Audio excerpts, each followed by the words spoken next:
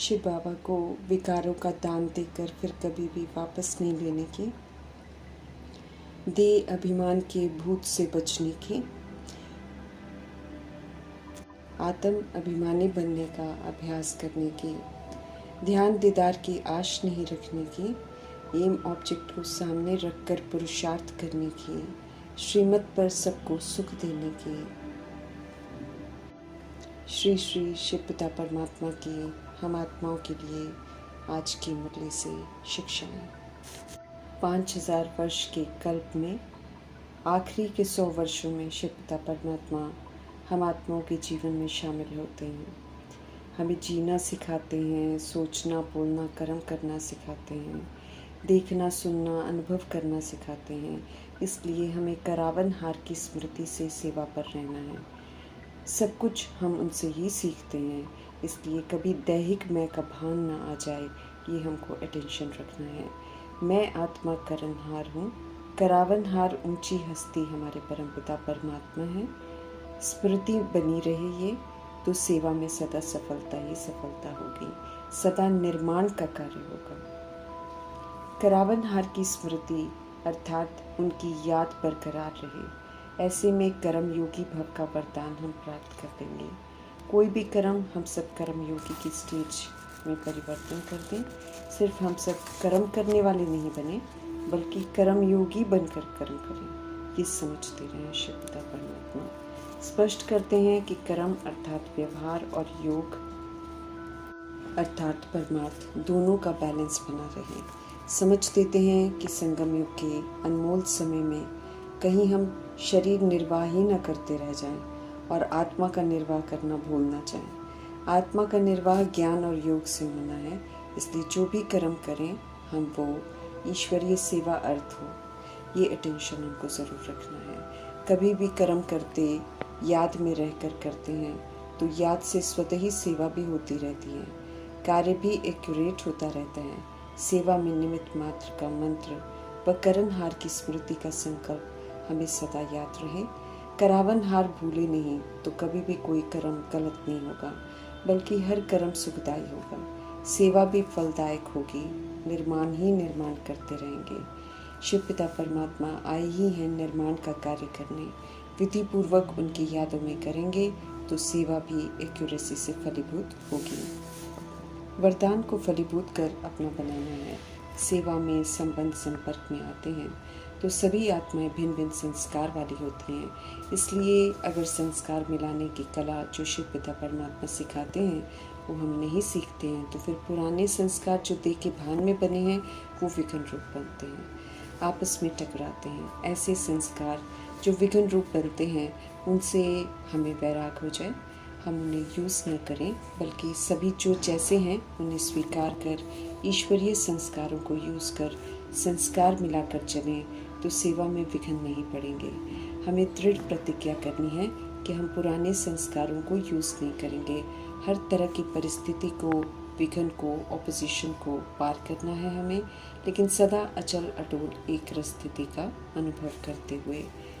संगम युग में हमें सबसे श्रेष्ठ तख्त बाप दादा के तिल तख्त नशीन बनने का मिलता है, लेकिन शर्त यही है कि इस तख्त पर बैठने के लिए हमें पहले अचल अटूट एक रस स्थिति का तख्त चाहिए, जहाँ सारे प्रश्न समाप्त हो जाते हैं, जहाँ मन शांत हो जाता है और शांति का अनुभव करते हैं, बुद्धि स्थिर हो जाती है। जब तक मन में क्यों क्या जैसे प्रश्न उठते हैं, मन अशांत रहता है, बुद्धि अस्त व्यस्त हो जाती है, एक रस स्थिति खो जाती है। मीठे परमपिता परमात्मा से हमको समझ मिलती है तो समझ मिलने के बाद एक रस स्थिति बनती है। जब मन शांत हो जाता है, स्वीकार भाव में हम रहते हैं, रहना सीख जाते हैं, हर परिस्थिति को ड्रामा समझकर सहजता से उसे निभा लेते हैं, क्यों क्या के प्रश्न समाप्त हो जाते हैं, तब आत्मा अपने असली स्वरूप में स्थिर हो जाती है और असीम सच्चे सुख का अनुभव करती है, अचल स्थिति बन जाती है। मीठे परमपिता परमात्मा समझ देते हैं कि ड्रामा को यथार्थ रीति समझो, राजों को समझो तो कभी भी नाराज नहीं होंगे।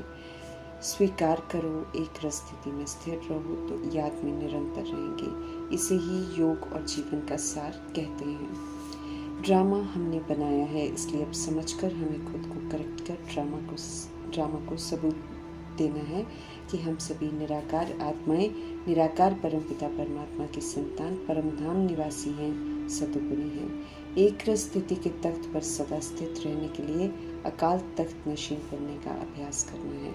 अपनी एक रस आत्मा की स्थिति के आसन पर विराजमान रहकर श्रीमत प्रमाण कर्म इंद्रियों से, मन बुद्धि से सतोगुणी और सत्युगी व्यवहार करना है। सभी को रूह के रूप में ही देखना है।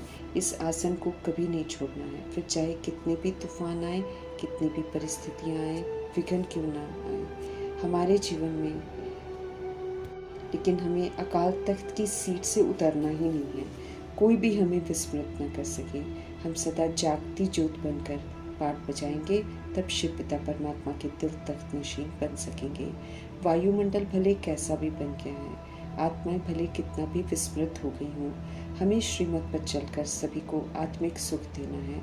इसकी शुरुआत हमको करनी है और ये सुख जो शिव पिता परमात्मा से हमें मिलता है, इसे सबके साथ आत्मिक भाव और कल्याणकारी भावना के साथ शेयर करना है। सुख देने के सिवाय और कोई भावना उत्पन्न न हो, ये हमको ख्याल रखना है।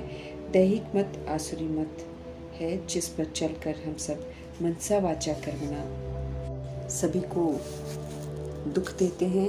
अनेक हिसाब किताब बनाकर बंधनों में बंधे हुए हैं। अब हमें श्रीमत प्रमाण निराकारी मनसा, निरअहंकारी वाचा और निर्विकारी कर्मणा से सभी को सुख ही देना है, क्योंकि निराकारी मनसा से शुभ शुद्ध सकारात्मक संकल्प सभी के लिए करेंगे तो सुख देंगे। वाणी में अगर हम प्राप्ति वाले बोल बोलेंगे, वरदानी बोल बोलेंगे तो हम सुख देंगे, और अगर हमारे कर्मों में कोई भी विकार नहीं होगा तो यकीनन सबको सुख मिलेगा। तो सभी को सुख देकर ये जो दुखों का हमने हिसाब किताब बना लिया है, उसको चुकता करना है। अब हमें कहीं से भी कुछ लेने की भावना नहीं रखनी है, लेकिन देने में हमको सबसे आगे रहना है। सुख देंगे तो सुख मिलेगा, दुख देंगे तो फिर दुखी होते रहेंगे। स्मृति विस्मृति में आते हमने सुख और दुख का, हार और जीत का खेल बना लिया। अब पुनः नई राजधानी सुख का खेल होना है। ऐसे सुख धाम में जाने के लिए इस समय शिव पिता परमात्मा हम आत्मा को शिक्षित कर रहे हैं और समझ देते हैं कि हम सब ऊंची शिक्षाएं न जो मिल रही हैं उनको हम धारण करें, उनका स्वरूप बने, ऊंचा पुरुषार्थ करके हम ऊंचा मर्तबा प्राप्त करें। ड्रामा के राज को समझते हुए सारी शिकवे शिकायत समाप्त करते हुए हमें वो करना है जो शिव पिता परमात्मा हमें करने को कहते हैं। तमो प्रधानता आत्मा को बेसमझ बना देती है। अब हमें ये तमो प्रधानता को छोड़कर सतो प्रधान बनना है, समझदार बनना है। अब बेसमझी नहीं करनी है। सत्य से मिलन का समय है, सर्व प्राप्तियां करने का समय है। इसलिए मनुष्य मत आसुरी मत से बुद्धि का योग हटा लेना है। हमें हर बात की रोशनी मिली है, अब घोर अंधेरे में नहीं रहना है। अब तो दुख हरता सुख करता सदगति दाता शिव पिता परमात्मा की शिक्षाओं पर चलना है। अब धक्के नहीं खाने हैं और अन्य आत्माओं को भी धक्कों से छुड़ाना है। वर्षा लेना भी है, दिलाना भी है। आत्मा भाइयों को सभी को दुख धाम से छुड़ाने आए हैं शिव पिता परमात्मा। इस समय सभी आत्माएं विस्मृत हैं, सभी स्वधर्म के विपरीत जा रही हैं, इसलिए सभी दुखी हैं। दुखों का कारण ते अभिमान और विकार है, किसी को ये मालूम ही नहीं है, इसलिए कोई निवारण नहीं है। बुद्धि का ताला सबका बंद है। हम सब भी बेसमझ हो गए थे, हमारा भी बुद्धि का ताला बंद था।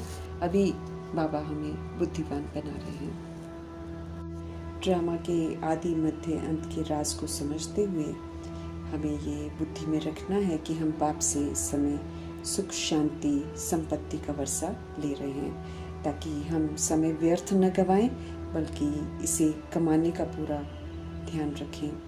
क्योंकि अभी का कमाया हुआ हमारे साथ चलता है, वहाँ जाकर नहीं कमाते हैं। सारी कमाई यहाँ पर करनी है। ये सच्ची कमाई है जो आत्मा के साथ जाती है। अपनी राजधानी में ऊंच मर्तबा पाने का अटेंशन रखना है। बेहद का स्कूल है, सभी आत्माओं को यहाँ पर निमंत्रण है, इसलिए सब तक प्रभु का संदेश जरूर देना है।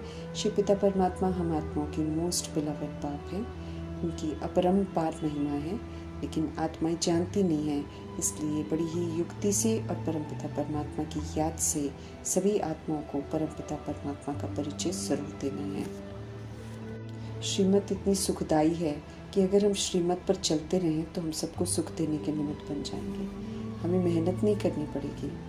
हम सभी आत्मा रूपी एक्टर्स हैं इस ड्रामा में। अभी हमें अच्छी एक्ट सीखनी है, फिर से भारत को स्वर्ग बनाने में मददगार ज़रूर बनना है। आत्माएं विस्मृत हो गई हैं खुद से, इसीलिए कांटा बन गई हैं, और सभी आत्माएं ऐसी कांटा बन गई, इसलिए दुनिया कांटों का जंगल बन गया है। हर कोई देह अभिमान में, भिन्नता में व्यवहार करता है और एक दूसरे को दुखी देता है। अभी मीठे परमात्मा मनुष्य से देवता बना रहे हैं, तो हमें श्रीमत पर चलकर देवता ज़रूर बनना है। बाकी तो कलयुग में छोटे बड़े शरीरों में जितनी भी आत्माएं हैं, सब के कार्मिक अकाउंट है, और उस कार्मिक अकाउंट की वजह से सभी आत्माएं एक दूसरे को दुख देने के निमित्त बन जाती हैं। प्रभु जी स्पष्ट करते हैं कि ये छी पुरानी दुनिया है, इससे हमें दिल नहीं लगाना है। हम सभी आत्मा रूपी सीताओं को निराकार राम बचाने के लिए आए हैं, तो उनकी मिली हुई जो समझ है, उनसे जो मिल रही है समझ, उस समझ को स्वीकार करते हुए उसी प्रमाण चलकर हमें अपने आप को शोक वाटिका से बाहर निकालना है। अब हमें रावण रूपी विकारों की मत पर बिल्कुल नहीं चलना है। ब्राइड ग्रूम साजन शिव पिता परमात्मा हम आत्माओं को लेने आए हैं, तो हम आत्मा रूपी सीताओं को ज्ञान गुण शक्तियों से सजकर, सजनी बनकर साजन के साथ जाना है। तो जो सजनी बनती है वो फिर इज्जत से वापस घर जाती है। सारी दुनिया रावण की मत पर चल रही है, इसलिए सभी की सभी आत्माएं जो हैं इस समय रावण की जेल में, शोक वाटिका में कैद हैं। रावण आकर्षित जरूर करता है, लेकिन आकर्षित करके वो फिर आत्मा को स्वधर्म के विपरीत ले जाता है, जिससे कि फिर आत्मा दुखी होती है। आत्माएं भगवान को याद करती हैं, लेकिन किसी को भी भगवान का परिचय नहीं है। तो यथार्थ परिचय हमें सब तक पहुंचाना है। हम सभी आत्माएं ब्रह्मा मुख वंशावली ब्राह्मण हैं, तो ईश्वरीय कायदे जो हम आत्माओं के लिए निकले हैं, उन्हीं कायदों के प्रमाण हमको चलना है। बाबा से वर्षा हमें ज़रूर लेना है। स्वर्ग के रचता शिव पिता परमात्मा हम आत्माओं को स्वर्ग के लिए क्वालिफाई करा रहे हैं। समझ देते हैं कि सत्यता और दिव्यता की सभ्यता को हमको धारण करना है। वही रूहें वहाँ पर जाती हैं जो यहाँ पर आत्म अभिमानी बनने का सबूत देती हैं, और फिर सत्युग की विशेषताओं का सबूत देती हैं। दैहिक मत पर चलकर हम सभी आत्मा रूपी सीताएं जो हैं दुर्गति में चली जाती हैं। अब दैहिक मत को बिल्कुल छोड़ देना है और सदगति के रास्ते पर चलना है। मीठे परमात्मा हम आत्माओं को बार बार समझ देते हैं कि मृत्यु जो है, देह अभिमान की मृत्यु, देह भान की मृत्यु और देह के विस्तार की मृत्यु बिल्कुल सामने खड़ी है, और ये भी स्पष्ट करते हैं कि सब कुछ मिट्टी में मिल जाना है, क्योंकि पुरानी दुनिया में जो कुछ भी हम देखते हैं वो विनाश हो जाता है, इसका अंश भी नई दुनिया में नहीं रहता है। तो आत्माएं विनाश के लिए पूरी तैयारी कर रही हैं, ज़ोर शोर से कर रही हैं। इसीलिए हमें इस बात को तो स्वीकार कर लेना है कि सृष्टि परिवर्तन के लिए ये विनाश बहुत ज़रूरी है। उससे पहले हमें राजयोग सीख कर, राजयोगी बनकर राजाई का मर्तबा अपने लिए ज़रूर कमा लेना है। हमें ये याद रखना है कि हमें कोई देहधारी नहीं पढ़ाते हैं। हमें अब श्रीमत पर चलकर कौड़ी से हीरे तुल्य बनना है। 5 विकारों से अगर हमें मुक्त होना है तो इसका दान शिव बाबा को देकर फिर कभी वापस नहीं लेना है, अर्थात फिर कभी भी काम, क्रोध, लोभ, मोह, अहंकार के वशीभूत नहीं होना है। देह अभिमान सबसे बड़ा भूत है। परमपिता परमात्मा हमें सावधान करते हैं, ये जैसे आता है बाकी के सारे भूत आ जाते हैं, तो इस भूत से हमें स्वयं को हमेशा दूर रखना है। जब कभी ये भूत आने की कोशिश करे, फटाफट याद रखना है कि हमने ये बाबा को दे दिया है। तो एक बार गिफ्ट दे देते हैं तो अमानत में खयानत नहीं करना है। मीठे परमात्मा का हम आत्मा को फरमान है कि हम सभी आत्माएं अब देही अभिमानी बने, अर्थात शुद्ध अभिमान में कि मैं आत्मा हूँ और आत्मा बनकर आत्मा के स्वधर्म और स्वरूप में रहकर पाठ बजाऊं। अब किसी भी तरीके का देह का भान और अभिमान हमारे में नहीं होना चाहिए। सतयुग में आत्माएं आत्म अभिमानी होती हैं, तो वो संस्कार मेरे को यहीं पर धारण करने हैं और बहुत काल के धारण करने हैं। इसलिए खास ध्यान खिंचवाते हैं बाबा कि अपनी चेकिंग भी करो कि कितनी देर आत्म अभिमानी होकर रहते हो। पुराने शरीर से लगाव नहीं रखना है, इसे भी प्रभु को सौंप कर, इसे प्रभु की अमानत समझकर इस शरीर के द्वारा हमें श्रेष्ठ कर्म करने हैं, श्रीमत पर चलकर अपने आप को परिवर्तन करना है। बाकी इससे अटैचमेंट नहीं रखनी है, इसे तो स्व इच्छा से छोड़कर नया शरीर लेने की तैयारी करनी है। हमें नया शरीर भी कमाना है, इस बात का भी ध्यान रखना है। तो जितना हम इस शरीर से, इसके हड्डी सेवा करके इसको सफल करेंगे, उतना हमें सतयुगी शरीर, गोल्डन एजेड शरीर मिलेगा। गोल्डन एजेड पुरुषार्थ करके गोल्डन एजेड की दुनिया का जो प्राप्तियां हैं उसको अभी यहाँ पर प्राप्त करना है। शिव पिता परमात्मा हमको कहते हैं कि अब देवताओं की जो महिमा करते हो उन विशेषताओं को धारण करो और वैसा बनो, संपूर्ण बनो, बेदाग बनो, सारे गुणों को यूज करके सर्वगुणों से संपन्न बनो। पवित्र प्रवृत्ति मार्ग है सतयुग, वहाँ जाने के लिए हमें संपूर्ण पवित्र बनना है, पवित्रता की गहराइयों को समझना है और ब्रह्मचर्य में रहते हुए ब्रह्मचारी बनना है, तब हम संपूर्ण पवित्र कहलाएंगे। शिव पिता परमात्मा इस समय पतित दुनिया को पावन बना रहे हैं, तो पावन बनकर पावन बनाने में ज़रूर मददगार बनना है। साक्षात्कार की चाहना न रख के हमको पुरुषार्थ में पूरा अटेंशन देना है, क्योंकि प्राप्ति तो पुरुषार्थ से होगी, साक्षात्कार से तो देह का अभिमान आ सकता है, इससे तो हमें दूर रहना है। अब माया की किसी चाल को फलीभूत नहीं होने देना है। शिव बाबा से वर्षा लेना कि हम आत्माओं की एम ऑब्जेक्ट है। बाबा से सहज राजयोग सीख कर इस एम ऑब्जेक्ट तक हमको पहुंचना है। कभी भी भूलना नहीं है कि हमको क्या करना है, क्योंकि ये विस्मृति की दुनिया है, तो विस्मृति की दुनिया का वायुमंडल भुला देता है, परंतु हमको हमेशा अलर्ट रहना है।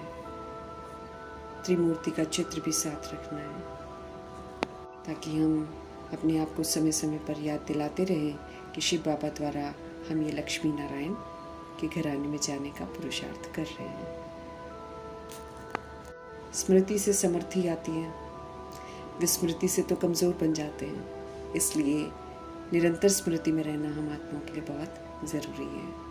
हर बात का यथार्थ अर्थ बताने वाले शिव पिता परमात्मा जी का तहे दिल से धन्यवाद करते हुए